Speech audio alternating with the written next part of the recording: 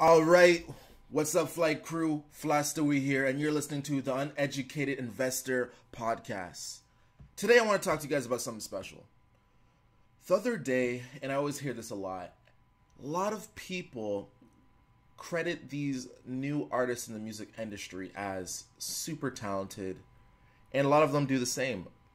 And it's becoming more and more, I guess, the norm for newer acts as Kanye, Jay-Z, and even newer acts such as XXXTentacion to compare themselves to the old greats. And specifically when I mean talking about the old greats, I'm talking about Tupac and Biggie.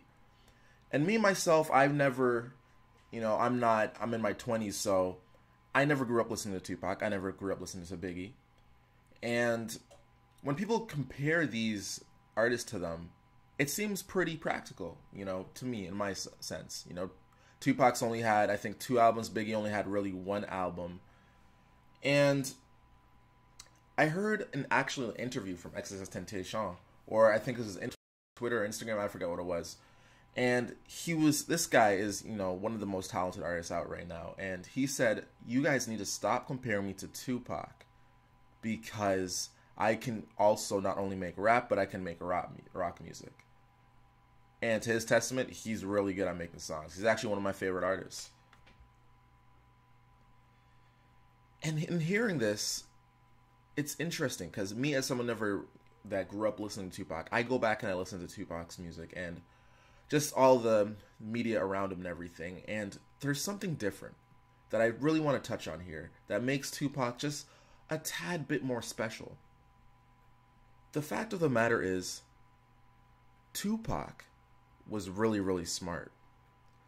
This guy was extremely talented, and it extended far beyond the music.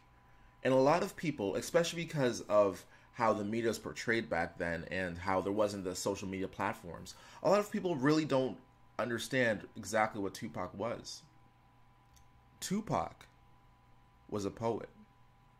Tupac was into literature. See, I can't even say it, but he could read it. He was into reading. He was into everything. His mom was a black activist. His mom was, she's a bunch of different stuff. But essentially Tupac, there was a lot of great things about him. And he used to read a lot. And rap was just essentially like a vehicle for him to express himself. Matter of fact, he really didn't grow up that gangster. Of course, he grew up around the surroundings, but it was really rap music and him expressing himself that way that led himself to those type of ideals. This is a guy who was well read in different literature and everything, and it got me thinking to myself, when Tupac died, he was only 25. That's insane. This guy has written his own plays. He's directed, his own movies, right? Helped production of them as well. Acted in many roles. This guy is only 2 years younger than Jay-Z, which shows you, I was looking at a Forbes list of the top artists right now, the top richest artists, and right now they're Jay-Z, P. Diddy, and some other guy whose name I can't think of. I think it's like 50 Cent or something like that, but essentially it was one of those. I think Jay-Z, P. Diddy, probably 50 Cent. Most likely I'm wrong, but Forbes, musical artists. Let's see, the magic of the internet. Do do do, do do do, do do. It's just late interlude. Anyways, I'm not gonna find the one that's probably just got released, but I know Jay-Z and Dr. Dre, that was the other one, right? 800 million and 700 million basically was what their net worths were. And just seeing this and seeing how revolutionary and talented Tupac was and how connected and how much he pushed forward the culture, it's only safe to assume that he himself would have also been one of these rap mogul billionaires, which makes it even more sad that he was taken so early. And one of the things that I'm super excited for is this TV show that's coming out. I believe it's from the same people who made The People vs. OJ, but of course I could be wrong, We don't spit too much facts here on the Uneducated Investor Podcast, but it's called Unsolved, right? It's the mystery behind the Tupac and Biggie murder. You can just look it up on Google. It's by USA Network. And what's great about this and what's great about this show is it dives into all those mysterious facts that went around the murder. It was a very peculiar the way the murder went down. You know, here's one of the most famous musical artists in his generation, and he was shot, and there was little to no investigation in the beginning. No arrests made during the whole investigation, and it just goes to let you think, like, just imagine for a second, if one of the top artists of our day, let's say Justin Bieber, let's say when he was coming up in his prime, you know, he was like, I don't know, 18 at this time or something like that, he was murdered. How much would public outcry, how high would the public outcry be until an arrest is made? And it's so interesting how, because at this time, you know, the racial landscapes, I think it was 1996 when he died, the racial landscapes of the United States was such that a fact that you could be a black artist and get murdered, but there wouldn't be the same sort of public interest in your death from the white community or from the mainstream or from the people who have money. That community wasn't interested in that, so therefore that case didn't get solved. But anyways, the great thing about this show and what's going on in it is I think it just premiered last week. Depending on when you're listening, last week obviously will differ from you.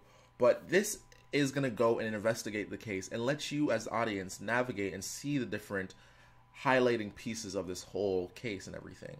And it'll show you just about how the culture between Tupac and Biggie and how this whole thing may have started and their relationship. And it really digs into these things because it's funny.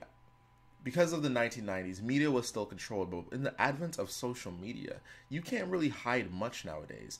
News spreads a lot quicker, and as a general population, we're just very informed about a multitude of things. We're able to be looking on every sides, and now that we have some black influence in the production of a documentary / film like this, and by the way, it's not a documentary, it's actually a live reenactment of everything. So it's just like any other drama show, just like your House of Cards, it has actors, and they're going through these things. They're basically going through this as investigators and reliving these moments. And what's great about this show is because it has black influence, now there's not going to be, you know, a department head who essentially has his hands on a project like this and is trying to push propaganda through it because, of course, he needs an incentive to make a piece and not just give money for, in his eyes, no reason, right? So, all in all, my point is this. Tupac was the culture. And as artists nowadays, I feel that the artist nowadays is more obvious. When you see your Lady Gagas, when you see your Cardi B's, character has as much to do with your music as your music does. And not only nowadays do you need to have great music, but you have to have a character that matches that type of music that you're portraying, right? Case in point, Cardi B. Cardi B comes out as a sassy Latina, you know, a sassy Latina, right? And all of her raps kind of match what she's talking about, right? They match the character that she's portraying, so it makes for great content. The thing about Tupac is he was such a great character, such a phenomenal, had so much personality that not only was he a great rapper, but his personality beyond rap, how he spoke about current events and politics and everything, was so much more than that. He was a voice for black culture and American culture in general. And to lose some influence like that, there's no telling on his general impact of what he would have in the world. Just some food for thought. You know, this is like maybe could be the Steve Jobs of our generation. This could be the Mark Zuckerbergs of our generation. Like, he was truly that gifted. How much different movies, plays did we miss? How much different inventions did we really get pushed to mainstream? I mean, Dr. Dre made the beats. Sean Diddy Combs went through everything, whether that's, you know, his alcohol, his clothing line, and different shows and entertainment. Like, these are people who employed large populations, right? These guys are literally walking businesses and have generated millions of dollars for not only themselves but other people. So the economic loss of losing someone like Tupac is way more massive than you think. And just to think that Sean Diddy and Dr. Dre, I believe they're around 50 or even less that age. So it just goes to show you that these are people who definitely had an impact, and their presence will be fairly missed.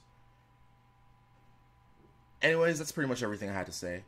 Always remember, as always, if you like what I'm saying on the Uneducated Investor Podcast, subscribe to me on YouTube. Subscribe to me anywhere that podcasts are available, Google Play, iTunes.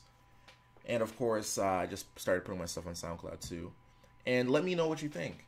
Hit me up on Twitter, start a conversation. Hit me up on YouTube, start a conversation. And let's start talking about these things.